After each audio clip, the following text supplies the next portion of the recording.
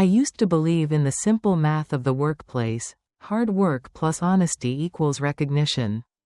Show up, do the job, tell the truth. It seemed straightforward enough. But at Dalton Tech, the sprawling Seattle tech giant where I'd poured nearly 15 years of my life, that equation didn't add up. My honesty, my refusal to sugarcoat or play political games, didn't earn me accolades. It earned me a label. It made me inconvenient. "You're too blunt to be a leader, Claire." That's what my boss, the new CEO, told me. Blunt. Like it was a character flaw. A disease that disqualified me from the corner office I'd rightfully earned. So, I was sidelined, shoved into a tiny, irrelevant department with a skeleton crew and a budget to match. Stripped of power, stripped of influence, my voice effectively muted. They thought they could make me disappear. But they forgot something fundamental. Bluntness, honesty, that's not weakness. It's the bedrock of trust. And trust? Well, that's the only currency that truly matters when everything starts to fall apart. And fall apart it did. When Dalton Tech faced the biggest crisis in its history, a storm that threatened to sink the entire ship, guess who was the only one left standing, ready to navigate the wreckage? Me, the woman who was too blunt, the one they tried to throw overboard. My name is Claire Morgan. For years, Dalton Tech wasn't just a job, it was my proving ground. I climbed the ranks in strategy. Known for dissecting problems with surgical precision, I wasn't the type to sit quietly in meetings, nodding along while a flawed plan sailed through. If a projection was based on wishful thinking instead of data, I called it out. If numbers were being massaged to look better than they were, I presented the raw figures. It earned me respect, grudging perhaps, but respect nonetheless, from the engineers, the analysts, the people knee-deep in the actual work. But upstairs, in the rarefied air of the executive suite, especially with the arrival of our new CEO, Alan Grant, I was perceived as difficult, a disruptor, but not in the trendy Silicon Valley way. I remember our first meeting. Alan Grant, all polished ambition and a smile that didn't quite reach his eyes, looked me up and down. "Ah, Claire Morgan," he said, the handshake brief. "Cool. I've heard about you. They say you shoot straight from the hip." I met his gaze, refusing to be intimidated. Straight shooters find the target faster. "Mr. Grant," I replied, maybe a little too sharply. Those who take winding paths often get lost. He didn't appreciate that. I saw it flicker in his eyes. About a year into Alan's tenure as CEO, the hammer fell. I was reassigned. That was the corporate jargon. Pulled from the Strategic Initiatives Group, where I managed multi-million-dollar projects, and transferred to a newly created department charmingly titled Internal Operations Optimization. It sounds important, doesn't it? It wasn't. It was a department of 3 people, myself included, tucked away in a windowless office suite on a floor nobody visited. Our mandate was vague, our budget non-existent, and our influence zero. I knew exactly what it was. A message. Alan wanted me gone, but firing me outright would look bad. This was the slow, quiet death by 1,000 paper cuts. Isolate, demoralize, make me irrelevant until I quit out of sheer frustration. My work friend, Sarah, pulled me aside, her eyes full of concern. "Claire, just leave," she whispered. "Don't let him do this to you. You can get a great job anywhere." But I couldn't. It wasn't just pride, though there was some of that. It was a principle. No one gets to diminish my value but me. Dalton Tech was a company I'd helped build. I wasn't going to be chased out by a man who valued smooth talk over substance. I'd keep my head down, do the work, whatever scraps they threw me, and hold on to the belief that eventually, competence and integrity have to count for something. The truth, I told myself, has a way of surfacing. The first tremors of the earthquake hit in the second quarter. Dalton Tech announced a major strategic partnership. An investment hailed by Allen as transformative. The target was a hot AI startup called Nexintel.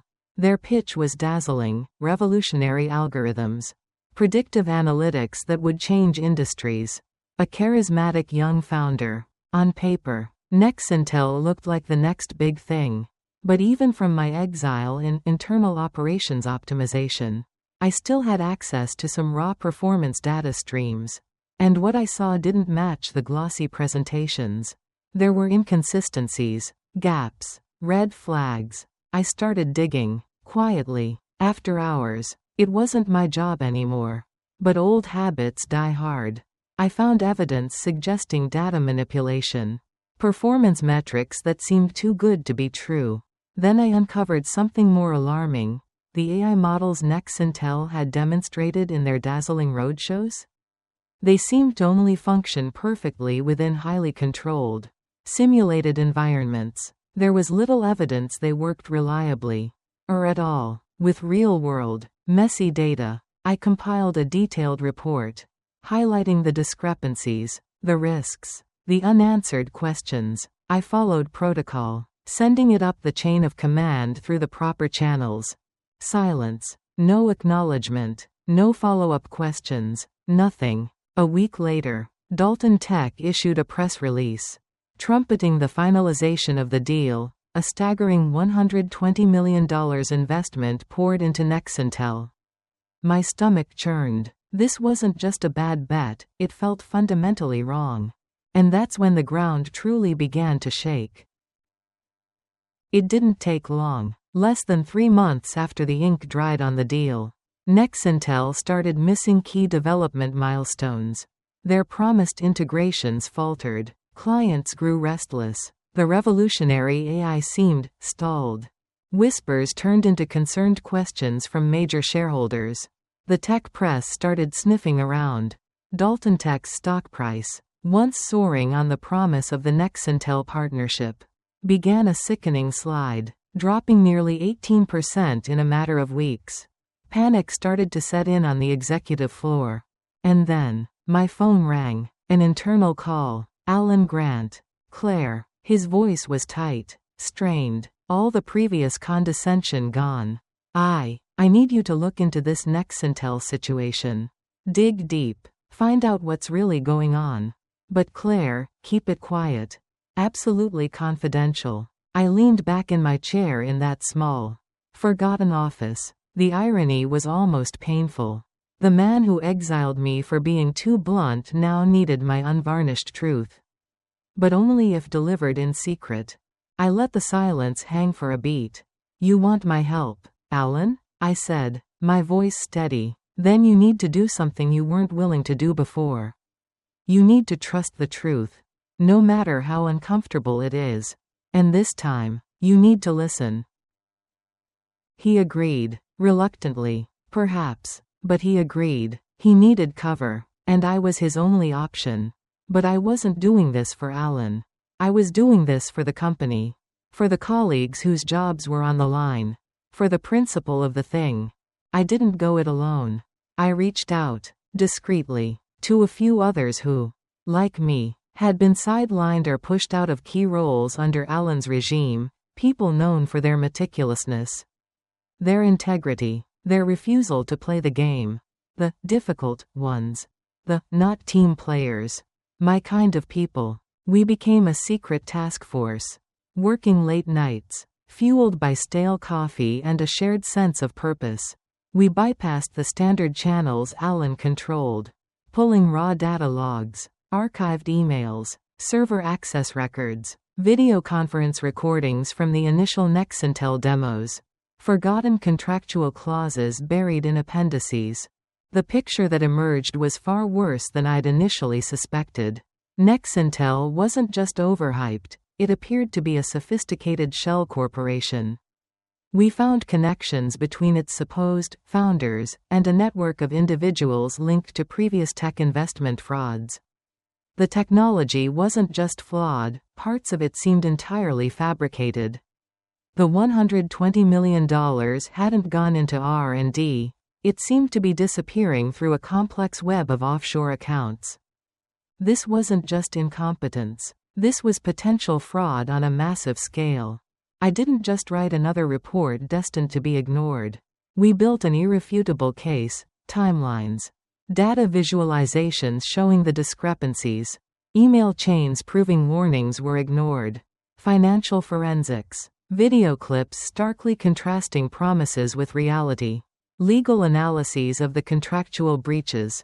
We documented everything. Then, I made my move. I bypassed Alan entirely and used an old board contact to formally request an emergency all-hands shareholder meeting, citing critical new findings impacting the company's financial health and reputation. The atmosphere in the main auditorium was electric. Every board member was there. Major institutional investors, key executives, rows of anxious employees. Even a few financial reporters Alan hadn't managed to block. When I walked towards the podium, a folder clutched in my hand. I saw the smirks on a few faces, the Alan loyalists. Then I saw Alan himself, sitting front and center, pale, dabbing sweat from his forehead despite the cool air conditioning.